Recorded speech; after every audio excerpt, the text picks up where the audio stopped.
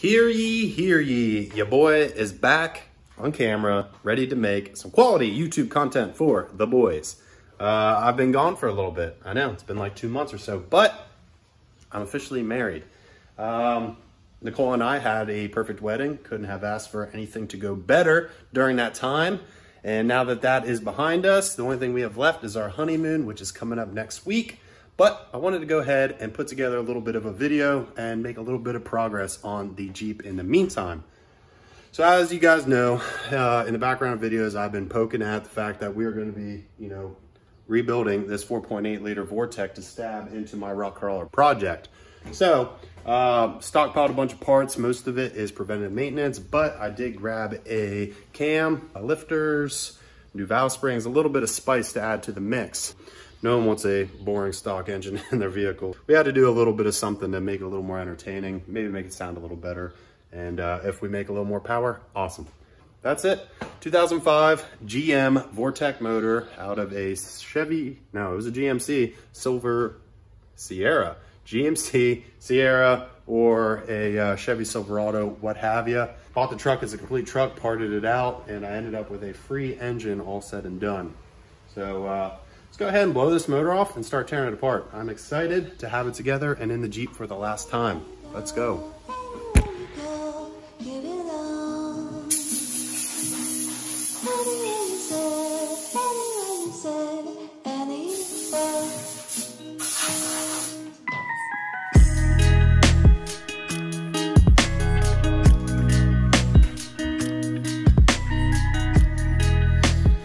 All right, well that is now blown off, at least, pretty decent enough that we can work with this motor.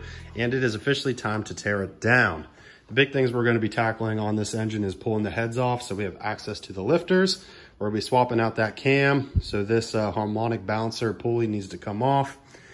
I'm not going to go over lots of specifics, but this bolt is going to have to come off basically so he can slide off. That's not going to come off easy, which leads me to this Mako HB PP.1 ratcheting harmonic bouncer puller. I've used one before, at least a similar style, and hopefully this will go ahead and pull that old bouncer right off. So the way this puller works is you go ahead and center it up with this little dowel that is going to push on the crank. And these arms, if you look right there, actually slide back around to kind of get a really good bite on that. And we're pretty much going to run this bolt in. In theory, what it's going to do is pull this bouncer back off. So let's give it a shot, see how it goes.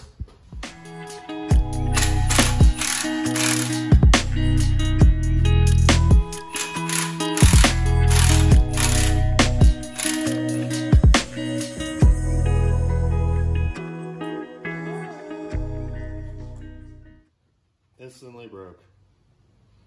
Impressive.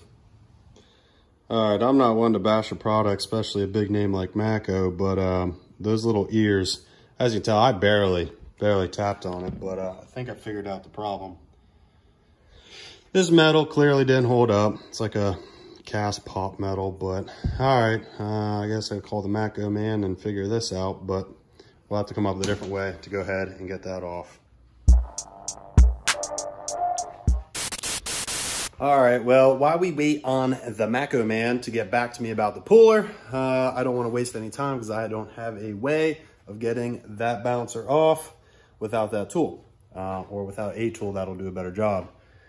Generally, you can put an impact on it. If it's starting to bind and get tight and seem like it's not coming off, that's whenever you want to go ahead and add a little heat or go ahead and tap on it a little bit with a hammer. But as you can see, I mean, I just barely burped it a couple times and that pop metal just went ahead and broke. So with that being said, I still want to make some progress. Let's see if we can't go ahead and get the heads off. It is extremely hot in Pennsylvania today. So if you see me dripping and breathing heavy, it's because it's hot and humid. And I might pass out and die. But let's get these heads off.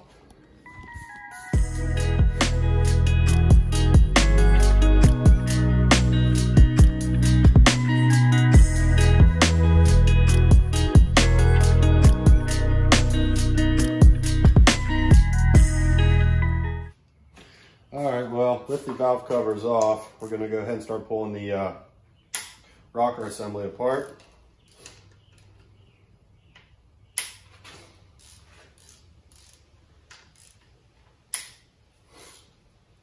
which these are going to be 8mm bolts. And you're just going to go ahead and crack them all loose a while. You could put an impact on here. I'm a fan of loosening everything by hand first, just because I hate breaking bolts. And if you do it by hand, you get a good feel of actually how tight everything is.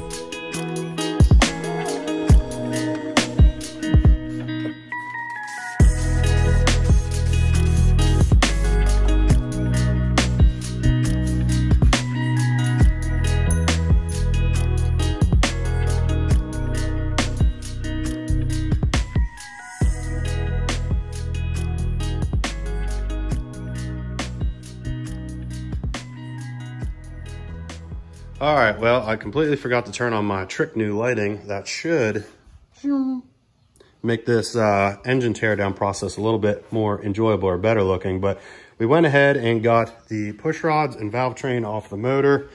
We're going to be doing a bronze bushing trunnion bearing upgrade on this. We'll be eliminating that bearing and switching it over to a bronze bushing.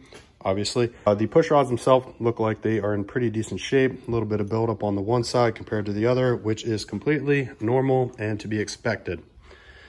We're gonna move on to pulling the heads. The heads on these pretty much have 3 different sets of bolts. You're gonna have your ones down the center.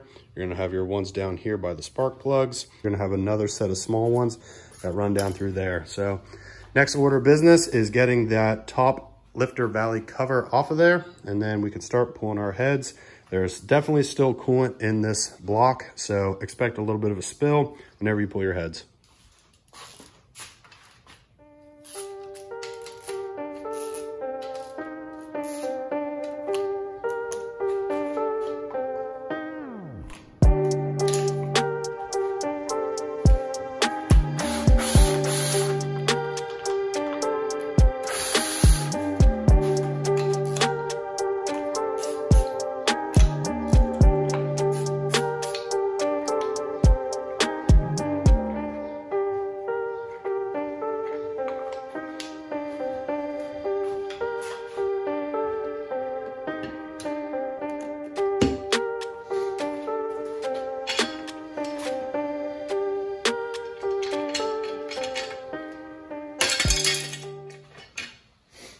Don't do that.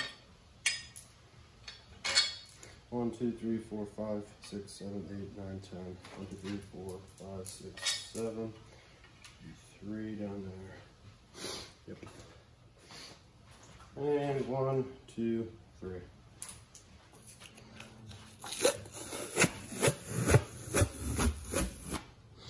Okay, well, I didn't realize that the tape was covering all these bolts, but as you can see them, here are these little bolts that we're going to be pulling out to go ahead and pop that head off. Looking down in here, not terrible. Cam definitely has a little bit of wear on it, but not the end of the world. Putting a new cam in.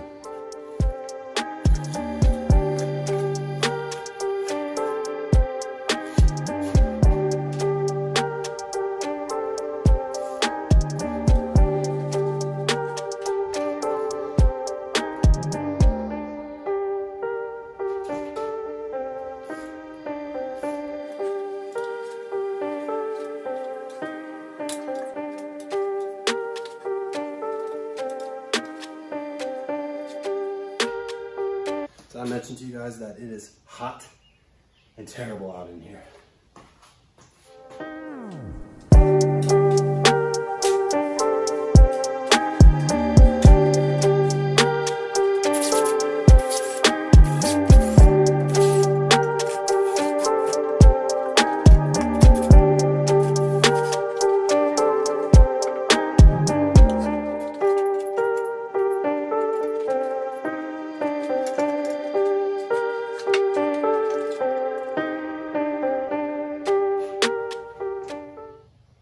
Alrighty, well, that head is officially off the engine, and we finally get to take a peek down inside these cylinder walls. And as you can see, those little markings there, that is the factory cross hatching on the cylinder wall itself. So those look good. I'm pretty confident with the bottom end of this motor. Like I said, I knew the original owner. He beat on it, but he changed the oil, and that's what really matters. So let's go ahead and buzz this head off, and we'll be done. Well, we won't be done. Then we got to pull the lifters out. But let's pull that head.